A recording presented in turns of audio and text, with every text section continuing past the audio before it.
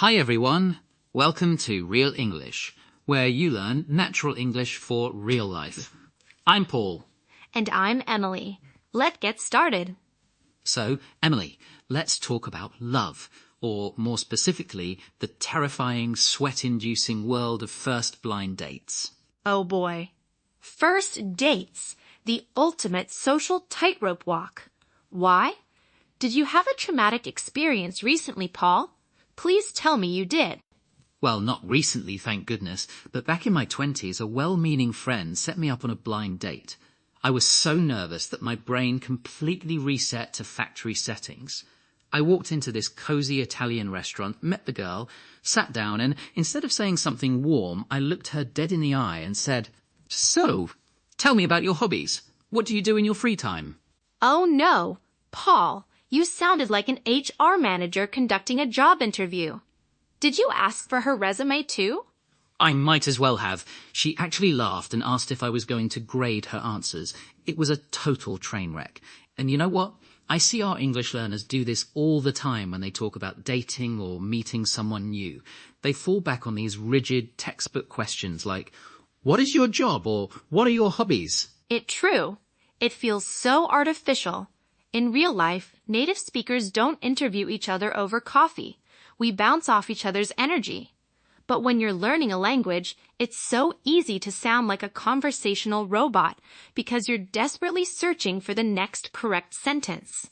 Exactly. So today we are going to completely banish that robotic interview style and give you the tools to have a real, natural, and maybe even a little flirtatious conversation on a first date. Before we dive into the deep end, Paul, let's do a quick lightning round challenge for our listeners. And for you. I'm going to give you a boring robotic date question, and you have to instantly turn it into something a human would actually say. Ready? Bring it on. I'm ready. Okay, first one. What do you do for fun? Ugh, boring. Instead, try, "What's the best part of your weekend usually?" Or, "Are you binging any good shows lately?" Nice. Okay, second one. What is your job? Way too direct. Sounds like a tax audit.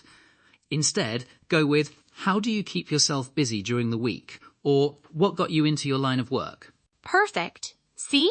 It's all about making it open-ended. Now, let's talk about a simple universal framework to keep the conversation flowing without any awkward silences. We call this the OREO method. And no, it not just because I love cookies. Wait, did someone say cookies? Because I am always down for a snack break. Focus, Paul. No cookies yet. OREO stands for observation, relation, explanation, and open question. It's a laddered way to build a conversation. Ah, I see. So instead of just throwing random questions at your date, you start with an observation about your surroundings, then make a relation to your own life, provide a brief explanation, and finish with an open question. Let's try it. I'll observe the cafe we are in. Wow, this place has incredibly strong coffee observation. I usually drink tea because coffee makes me jittery. Relation, especially when I have big meetings. Explanation. Are you a caffeine addict too, or do you have a different go-to drink? Open question. That is flawless, Paul. It flows so naturally because you've given the other person multiple hooks to grab onto. They can talk about coffee, tea, jittery feelings, or their own favorite drinks. Exactly. Now let's look at how we can upgrade some of those basic childish verbs we often use when we are nervous. For example, instead of saying, "I like to do photography," you should use a more active dabble the verb. Right. You can say, "I love to pursue photography," or "I've been dabbling in photography lately." Oh, dabbling in is such a great phrasal verb. It means you do it casually, as a hobby, without taking it too seriously. Another one is help. Instead of saying, "I help my company make apps," you can say, "I collaborate with a team to develop software." It sounds much more professional and interesting. And instead of saying, "I lead a very simple life," which sounds a bit like you're a monk, you can say, "I try to cultivate a balanced lifestyle." Cultivate is a beautiful verb. It shows intention and effort. Absolutely. And since we are living in the digital age, first dates nowadays often start online. We have to talk about modern dating culture, like swiping, ghosting, or curating your profile. Oh, don't get me started on dating apps, Paul. It is a minefield out there. Everyone is trying to curate this perfect, adventurous lifestyle online, and then you meet them in person, and they just want to talk about their cat's digestive issues. Hey, cat digestive issues can be very dramatic, Emily. But you're right. People often talk about how they curate their social media or dating profiles. It's a very modern conversation topic. You can ask your date, so does your real life actually match your curated profile, or are you secretly a couch potato like me? It's a great way to break the ice with some humor. I love that. It's playful and honest. Now, let's move on to our pocket words for today. These are 5 high-frequency words and phrases that will instantly elevate your dating vocabulary. Word number 1, vibe. We use this as both a noun and a verb. It's all about the atmosphere, the energy, or how well you connect with someone. You could say, I'm really liking the vibe of this cafe, or we just really vibed from the moment we sat down. I love that word. Our second word is dealbreaker. This is a specific factor or deal that would make you immediately end a relationship or reject a date. For example, for me, if someone is rude to the waiter, that is an absolute deal breaker. Oh, 100% agree. That's a major red flag. My deal breaker is if they don't like dogs. If my golden retriever doesn't approve, the date is over. Fair enough. Word number 3, chemistry. This isn't about test tubes and lab coats. In dating, chemistry is that invisible natural spark or mutual attraction between two people. You might say, the conversation was okay, but we just didn't have any romantic chemistry. Word number 4 is a great phrasal verb, to hit it off. This means to instantly find yourself liking someone and getting along with them really well. For example, we met at a mutual friend's party and we hit it off immediately. And finally, word number 5, low key. This means secretly, quietly, or moderately. It's a very common slang word. You can say, I was low-key nervous before I got here, or let's do something low-key for our next hangout, like a walk in the park. These are so practical. Now, let's step into our smooth it out section. This is where we take those awkward, literal translations and give them a complete makeover. Here is one I hear all the time from learners. When they want to say they are excited to meet someone, they say, I am very expect to meet you. Yikes. I expect to meet you sounds like a threat, like you better show up or else. Instead, use, I've been really looking forward to meeting you, or simply, it's so great to finally put a face to the name. Yes, put a face to the name is perfect, especially if you met on an app. Another common mistake is when someone asks about your relationship status and you say, I am single dog. Oh, the literal translation of Danshan Go. That is hilarious, but please don't say that on a date. In English, we don't call ourselves dogs unless we are being very self-deprecating. Just say, I'm single and just focusing on myself right now, or I'm happily single but open to meeting the right person. And one more. When the bill comes, many learners say, let AA. Ah, AAA. While in some countries AA means splitting the bill, in English we say, let's go Dutch, or let's split the bill. Or even better, let me get this one, you can get the next one. It sounds much warmer and more generous.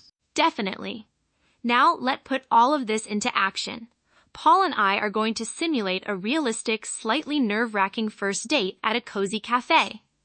Notice how we use the OREO framework, our upgraded verbs, and our pocket words. We'll also include some natural pauses, overlaps, and unexpected questions, just like a real date. Let's do it! Hey, Emily. Yes, Paul. Hi. Wow, it is so great to finally put a face to the name. I know, right? Sorry, let me just grab this chair. Here you go.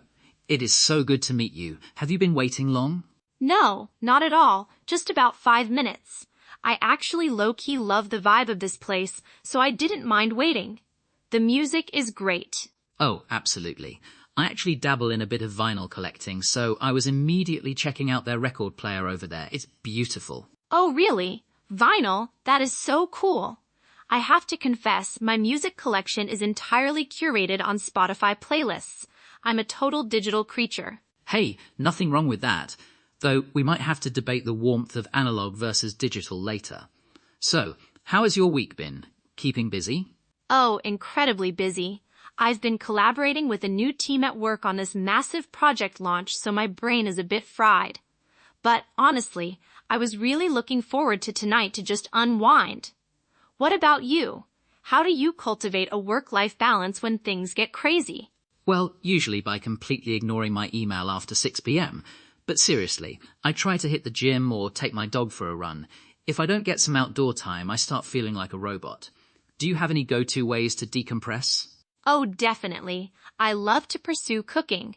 I'm currently trying to master authentic Thai cuisine, which has been a very spicy experiment. Spicy. I love it. Okay, quick question. This is a very important test. Spicy food, love it or absolute deal breaker? Oh, absolute love. If a dish doesn't make my eyes water at least a little bit, is it even real food? Yes, we are officially vibing now. I was worried you were going to say you only eat bland salads. Never.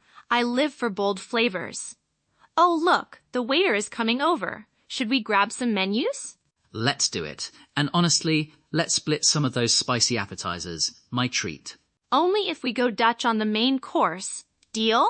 Deal. Let's do it. And cut. That was so much more natural than, what are your hobbies? I like photography. Right? We had flow, we had playfulness, and we actually got to know each other through small, natural stories rather than a checklist of questions. And now, it's your turn, our wonderful listeners. We are bringing this over to the comments section for a little interactive practice.